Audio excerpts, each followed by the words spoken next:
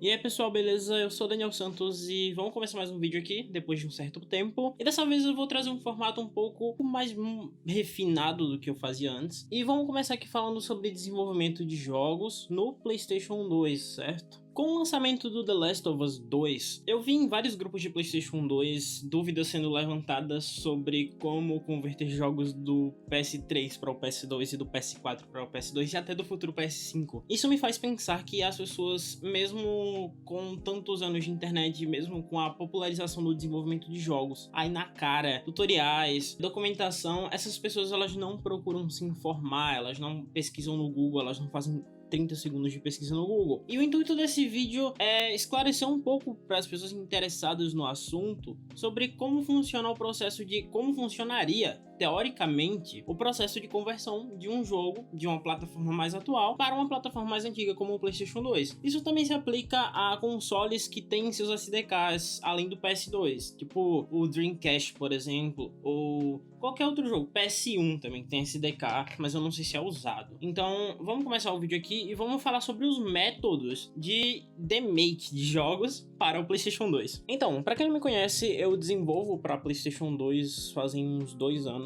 e eu sou um dos desenvolvedores da equipe Relive, que basicamente busca fazer algumas modificações para o PlayStation 2 em alguns jogos. O foco é GTA, mas não só GTA. O foco é PlayStation, mas a gente também não só trabalha com PlayStation, certo? E a gente no momento tá fazendo o GTA V Legacy, que é uma reimaginação do GTA V na época do PlayStation 2, certo? Ele não é o GTA V de PlayStation 2, ele é a reimaginação do GTA V na era do PlayStation 2, tanto que algumas características como o menu e o sistema de animações é bem diferente. Então, vamos começar falando sobre o método que a gente não aplica no GTA V Legacy, que é o método de criação, que é criar um jogo remake do zero, que é bem mais extenso, mas tem seus prós em relação ao método da conversão.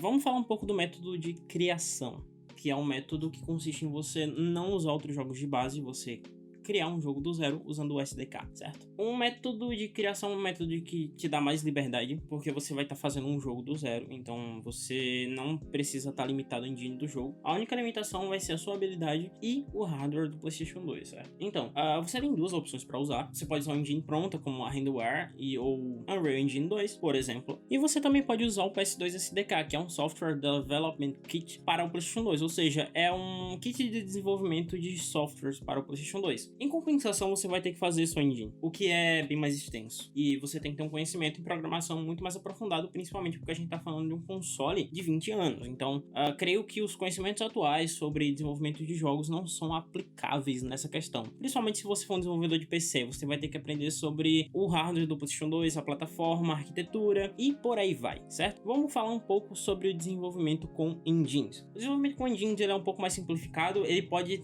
até ser um pouco mais semelhante ao método de conversão, onde você tem programas para fazer suas coisas, você tem uma estrutura pré-definida, você tem um código base e tudo que você precisa fazer é colocar assets no jogo, cenários, por aí vai, fazer o script do jogo, história e tal, criar personagens. Não tô dizendo que é fácil, não é fácil, mas ele é mais simplificado que o método do PS2 SDK. Como Pro, você tem a liberdade quase total, porque você não tá limitado por um jogo compilado, onde você precisa fazer engenharia reversa nos códigos e tal, e fazer pequenas alterações até chegar no resultado que você quer, o que é extenso e chato. E, por exemplo, você pode fazer coisas que, um formato de animação, por exemplo, ou um formato de modelo, ou você pode encriptar seus modelos, o que não acontece nos jogos. Então, o método de engine, na minha opinião, se você tem conhecimento, tempo livre para fazer isso e muita força de vontade, é o mais apropriado. E vamos falar sobre o PS2 SDK, certo? O PS2 SDK é o software Development Kit do PlayStation 2. Qualquer tipo de software passa por ele antes, certo? E basicamente ele é um conjunto de ferramentas que você usa para desenvolver qualquer coisa, de homebrew simples até jogos inteiros são feitos no PS2 SDK, ou melhor, eram feitos. É um método mais complicado porque você vai ter que fazer sua engine do zero, o que é bem... você tem que ter conhecimento sobre criação de engine, você tem que ter um conhecimento muito mais profundo do que fazer com engine pronta. E basicamente é um método muito mais extenso, complicado, precisa de mais pessoas, precisa de mais dedicação, certo? E é isso, basicamente. PS2 SDK.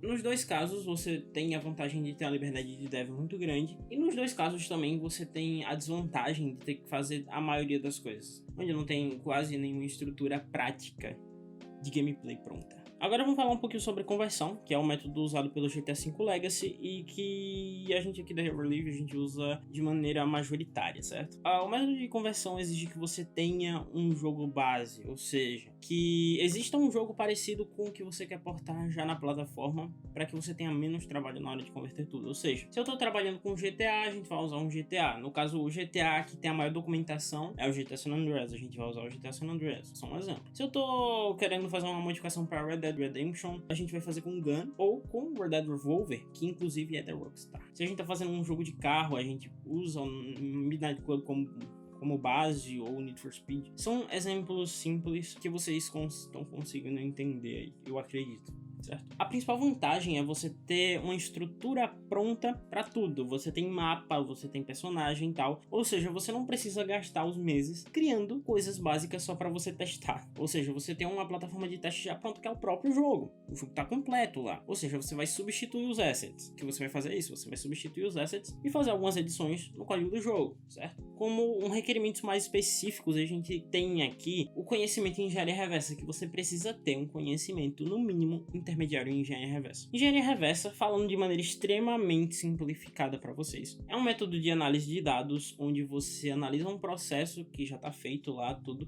e você desconstrói, você faz o trabalho reverso. Daí vem o nome, né? Da programação. Mas ela não se aplica só à programação, certo? Ela se aplica a biologia, bioquímica, medicina, farmacologia. Na maioria dos processos naturais se aplica engenharia reversa também, além da programação. Mas o termo é mais usado e mais conhecido na programação. Como desvantagem real do método de conversão, a gente tem aqui que você precisa ter um conhecimento intermediário avançado de MIPS Assemble. MIPS Assemble é a linguagem de máquina do PlayStation 2, ou seja, é um MIPS referente ao processador do PlayStation 2, que é um processador RISC e tal. E ele é semelhante ao Assemble x86 que é usado nos computadores, certo? Só que ele tem instruções próprias, ele tem estruturas próprias, ou seja, se você sabe o Assemble, você tem mais facilidade para aprender MIPS, só que não é a mesma coisa. Adiantando. Você também tem que estar ciente das limitações que você vai ter por conta do jogo estar compilado. Você vai ter várias limitações. Primeiramente porque esse jogo, ele já está compilado, ele já tem um modelo. Para você fazer qualquer tipo de alteração avançada nele, você tem que modificar o sistema do jogo. Ou seja, você vai ter que fazer engenharia reversa no que você quer modificar, na parte que você quer modificar, e você vai ter que substituir ela por um código do mesmo tamanho, o que é bem difícil. Ou você redireciona e tal, tem vários outros métodos para burlar isso. Só que, em geral, é uma coisa bem complicada. E você também tem que lidar com as limitações de você estar trabalhando com engine específica, de você estar trabalhando com um formato específico, de você não poder criptografar porque isso ocupa muito espaço, e por aí vai. Vamos para as limitações comuns de todos os métodos de demake. A gente tem como característica comum principal, majoritária, a limitação das texturas, certo? Porque texturas você só pode usar texturas de baixa resolução no mapa ou em algum objeto. Por exemplo, uma textura de 128 pixels quadrada ou uma textura de 256 no máximo estourando. Aí, no caso, na parte da interface, você pode usar texturas com resolução maior, porque elas quase nunca vão ser usadas, né? Mas assim, questão do mapa, cenário e tal, você tem que usar texturas de baixa resolução. Não tem pra onde escapar, você não pode usar a textura original, você tem que diminuir a qualidade dela. E além de tudo, você não vai usar texturas raster, você não vai usar texturas com quantidade de cores infinita. Ou você usa texturas de 4 bits,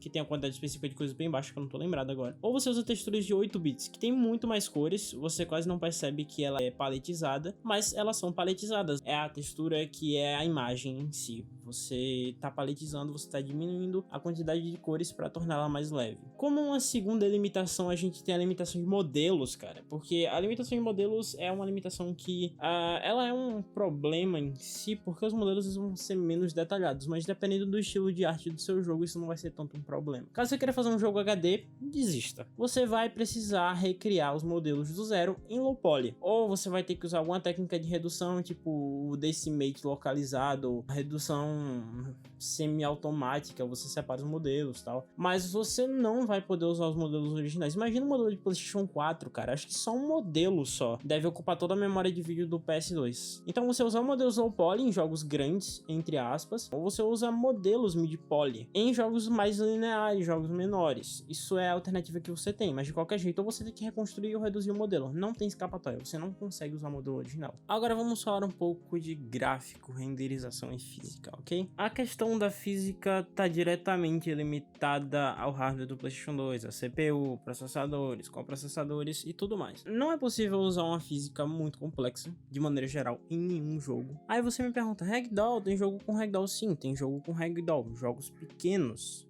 tem Ragdoll. Midnight Club Street Racing, ele tem Ragdoll? Tem. Mas o tamanho do jogo, cara, o jogo tem 500 megabytes. Tipo, isso é irrisório comparado a um GTA San Andreas da vida. A física em si, ela tem que ser muito simples. Em jogos grandes, quanto maior o jogo, mais simples é a física no geral. Não tem como pôr Ragdoll no GTA San Andreas da vida, porque isso vai consumir muito o desempenho do jogo. Muito, assim, de maneira, nossa, muito grande. Tipo, você vai atropelar um pedestre e seu FPS cai lá pra baixo. E tipo, independente da possibilidade ou não de adicionar Ragdoll, o hardware do PlayStation 2 sempre vai ser o limitador more, o maior limitador e o que vai destruir sua alegria quando você perceber que você conseguiu portar alguma coisa, mas quando você coloca pra rodar num PS2 real vai estar 10 FPS, infelizmente. A questão gráfica tá bem limitada também, o PlayStation 2 suporta técnicas padrão da época. Coisas como Normal Map, você pode usar isso, mas de maneira bem discreta em jogos como Matrix, Path of Neo, você percebe de maneira bem discreta. Quem me falou isso foi o GV, não, nem lembrava disso, tá ligado? Mas enfim, vamos continuar. Técnicas de renderização como